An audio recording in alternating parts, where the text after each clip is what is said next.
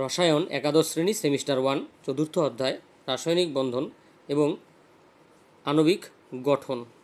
এই অধ্যায় থেকে আমরা এখন আলোচনা করব রেজোনেন্স সম্পর্কে। রেজোনেন্সের অপর একটি নাম হলো মেসোমারিজম। এই রেজোনেন্স বোঝার জন্য আমরা উদাহরণ হিসাবে একটি জৈব অণু বেনজিনকে নিয়ে নিচ্ছি। বেনজিন মানে C6H6। এর যদি আমরা গঠনাকৃতি, সরল গঠনাকৃতি দেখি তাহলে হচ্ছে কেমন, এরকম একটি ষড়ভুজ এবং তার মাঝখানে তিনটি ড্যাশ। ষড়ভুজের যে বাহুগুলি রয়েছে, ষড়ভুজের ভুজ বা বাহুগুলি যেগুলো রয়েছে, এই একটি, এই একটি, এই একটি, এই একটি, এই একটি, এই একটি, এই ভুজ বা বাহুগুলি কি বোঝায়? এই ভুজ বা বাহুগুলি বোঝায় কার্বন কার্বন এক বন্ধন। আর ভেতরের যে ড্যাশগুলি রয়েছে, এই ড্যাশগুলি কি বোঝায়? ড্যাশগুলি বোঝায়, এই যে ভেতরের যে ড্যাশগুলি আছে, এই ড্যাশগুলি বোঝায় পাই বন্ধন, কার্বন কার্বন পাই বন্ধন। এটা একটা, তারপরে এটা একটা, তারপর এটা একটা। এবার যদি আমরা বেনজিনের যে গঠনাকৃতি সেটা যদি আরেকটু বিস্তারিত করে অঙ্কন করি, অর্থাৎ কার্বন যা যা পরমাণু আছে সেই পরমাণুগুলিকে দিয়ে, সমস্ত বন্ধন দিয়ে যদি অঙ্কন করি, তাহলে চিত্রটা হবে কেমন? চিত্রটা হবে এই যেমন এরকম, যেখানে আমরা কি দেখতে পাচ্ছি যে কার্বন কার্বন এক বন্ধন এবং কার্বন কার্বন পাই বন্ধন ছাড়াও কার্বন হাইড্রোজেন এক বন্ধনও বর্তমান। তাহলে বেনজিন যে বলয়াকার যে গঠনাকৃতি, সেখানে কি কি রয়েছে?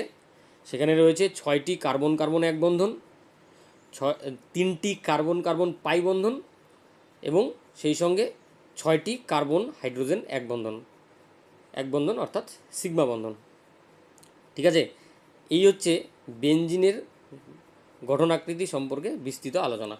এবার আমরা রেজোনেন্স বোঝার জন্য যেটা করব সেটা হচ্ছে বেনজিনের একটি সরল গঠনাকৃতি নিয়ে নিচ্ছি।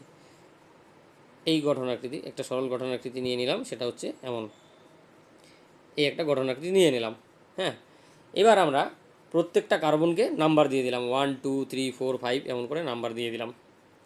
এবার নাম্বার দেওয়ার পরে আমরা কি দেখছি যে 1 নং এবং 2 নং কার্বনের মাঝখানে একটি পাই বন্ধন রয়েছে, 2 নং এবং 3 নং কার্বনের মধ্যে শুধু একটি সিগমা বন্ধন অর্থাৎ এক বন্ধন রয়েছে।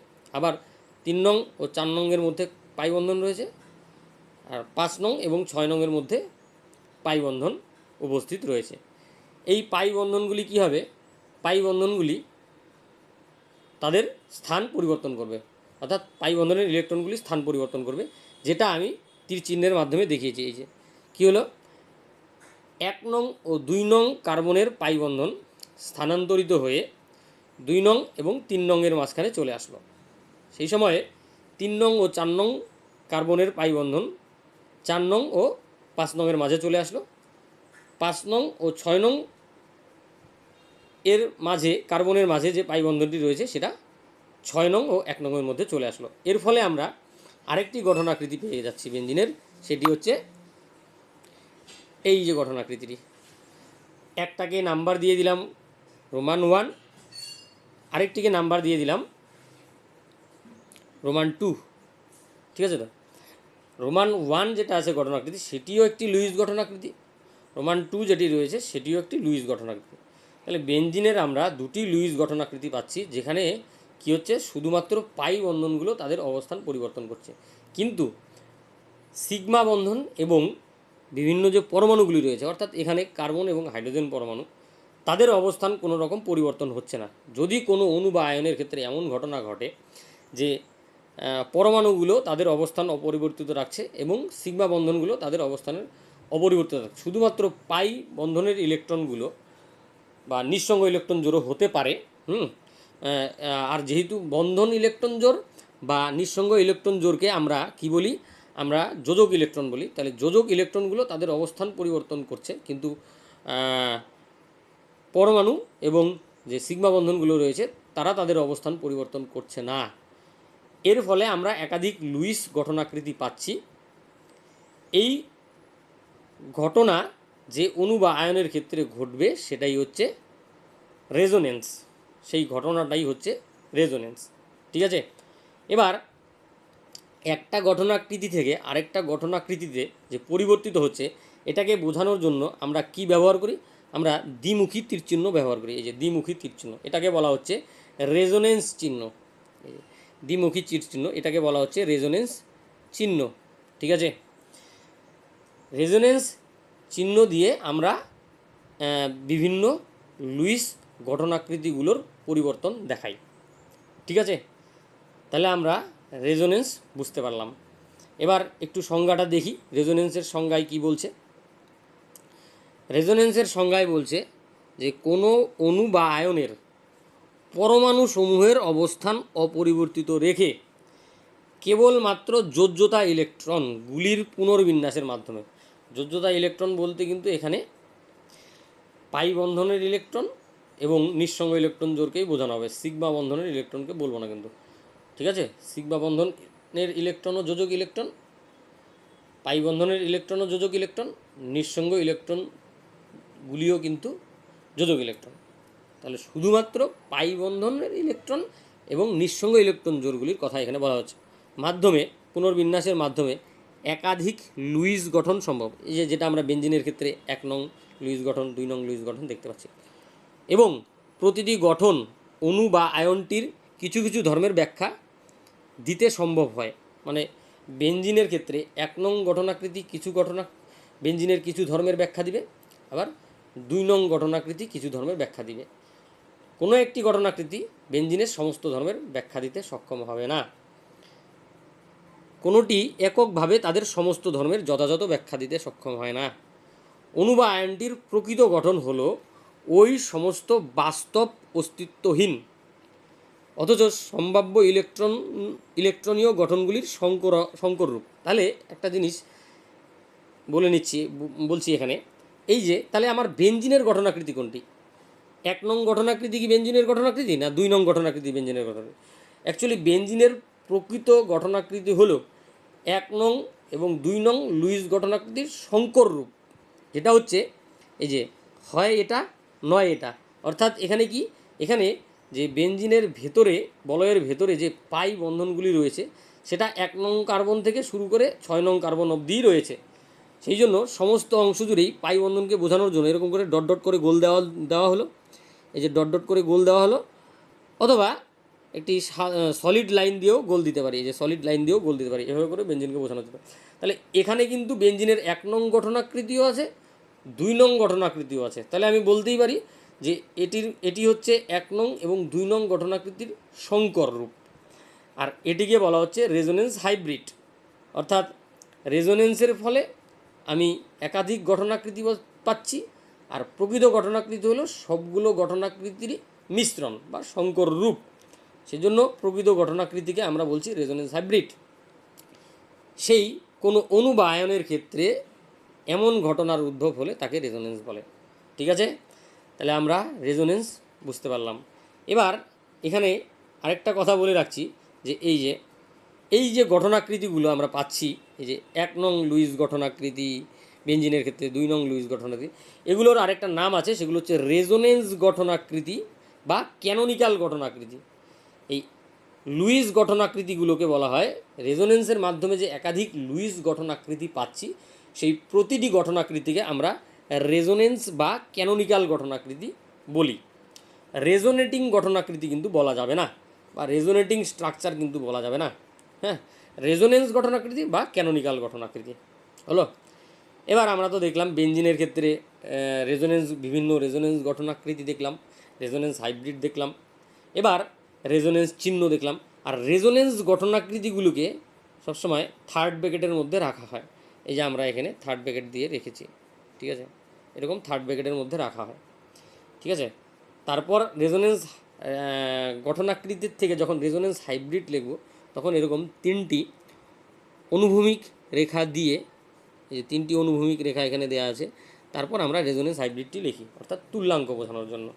তুল্য এই 1 নং এবং 2 নং গঠনাকৃতির 1 নং এবং 2 নং গঠনাকৃতির তুল্য স্ট্রাকচার হচ্ছে এটি বা এটি। ঠিক আছে।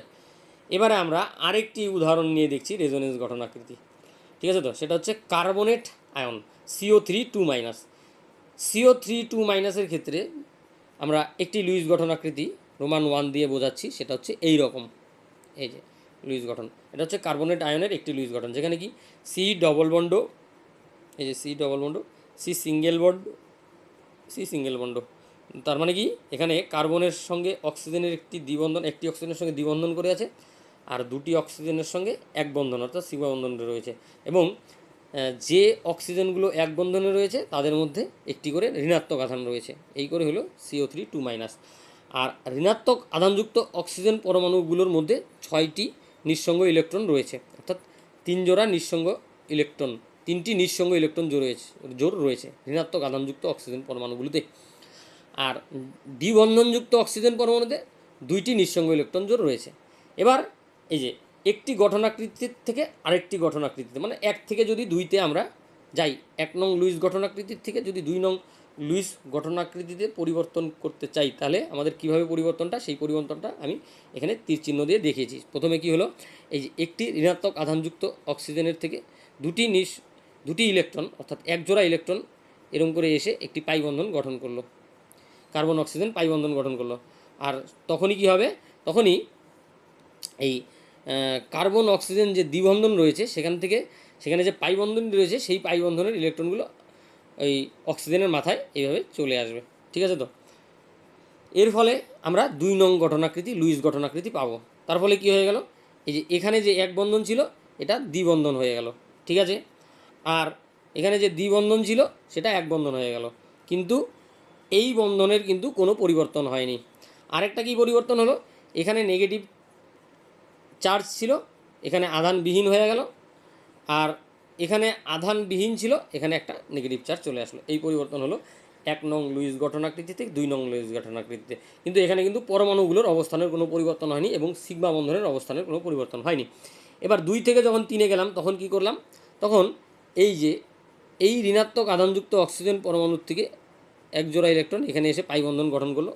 কার্বন অক্সিজেন এক বন্ধন ছিল, সেখানে আরেকটি পাই বন্ধন তৈরি হলো। আর পাই বন্ধন কী হলো, পাই বন্ধন ভেঙে গিয়ে মানে অক্সিজেনের মাথায় চলে আসলো ইলেকট্রন দুটো, তার ফলে কার্বন অক্সিজেন এক বন্ধন তৈরি হলো এবং এখানে ঋণাত্মক আধান আসবে। অর্থাৎ কী হলো, এইখানে একটা এক বন্ধন ছিল, এখানে দ্বিবন্ধন হয়ে গেল, এখানে দ্বিবন্ধন ছিল, এখানে এক বন্ধন হয়ে গেল। আর এখানে ঋণাত্মক আধান ছিল, সেটা এখানে আধান নীল হয়ে গেল, আর এখানে আধান নীল ছিল, এখানে হয়ে গেল একটি ঋণাত্মক আধান। তো এমন করে আমরা কার্বনেট আয়নের 3টি লুইস গঠনাকৃতি পাচ্ছি। তাহলে রেজোনেন্স হাইব্রিডটি কেমন হবে, রেজোনেন্স হাইব্রিডটি হবে এই যে, অর্থাৎ কি কার্বন আর অক্সিজেনের মাঝখানে যে 3টি সিগমা বন্ধন, এই একটি, এই একটি, এই একটি, এরা যেমন ছিল তেমনই থাকবে। আর পাই বন্ধন কিন্তু সব জায়গাতেই চলে আসলো, মানে প্রত্যেকটা অক্সিজেনই দ্বিবন্ধন চরিত্র লাভ করলো একটু একটু করে। সেটা বোঝানোর জন্য আমরা কি করলাম, সব জায়গাতেই এই যে ডট ডট ডট ডট করে পাই বন্ধনকে বোঝাচ্ছি। এখানেও পাই বন্ধন হতে পারে, এখানেও হতে পারে, এখানেও হতে পারে।